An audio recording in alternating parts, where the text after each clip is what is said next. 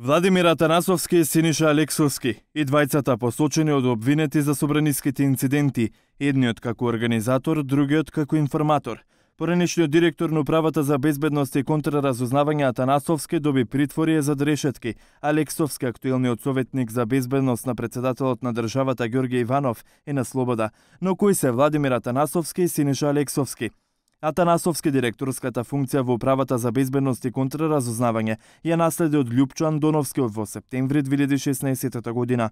Андоновски бил разрешен од претходната владеачка гарнитура бидејќи не бил послушен.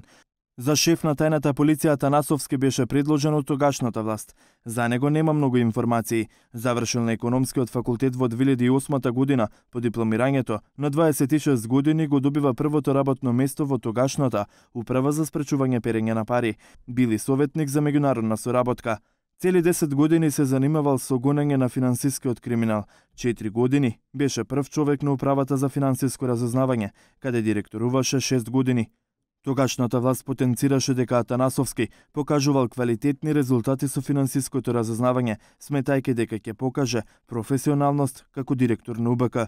Атанасовски првпат пред камерите излезе како шеф на тајната полиција, но ќе остане запаметен кога не го пушташе тимот на специјалното обвинителство за да ги земе броевите од управата, иако шефицата на СЈО Катица Јанева пред портите на УБК затропа со судски налог. Ние нема да си одиме додека не постапиме целосно по судските наредби. Колку обвинители ќе останат вечер во Ние значи имаме целосна покриеност со дежурства на истражители, обвинители. Денес добивме наредба од Основниот суд Скопје 1 Скопје, која што е добиена по повод наше барање, за да ни бидат доставени сите податоци за броевите кои што биле маркирани. Во таа наредба представникот од операторот не може да гарантира, не може да ги оддели фактички активните од досегашните завршени примери. 2 дена подоцна Јанева влезе во управата, но портата ја отвори тогашниот технички министер за внатрешни работи Оливер Спасовски. 2 години подоцна очите на јавноста повторно вперени кон Владимир Атанасовски на судскиот процес 27 април, посочен како еден од организаторите за крвавиот четврток. Прв оперативец му бил Александар Василевски Нинџа, обвинет за собраниските инциденти. За Синиша Алексовски, иако во судница беше кажано како информирал дека Иванов ќе предложи војна состојба и дека војна полиција чека на готов да го апси раководството на СДСМ, не е повикан на распит од обвинителството, бидејќи обвинетите директно не го посочиле. Од кабинетот на председателот експресно демантира негова вмешаност. А како дошол Алексовски да го советува за безбедност председателот на државата Иванов? За него речиси и воопшто нема информации. Работел во МВР, од локален инспектор до началник на Алфите.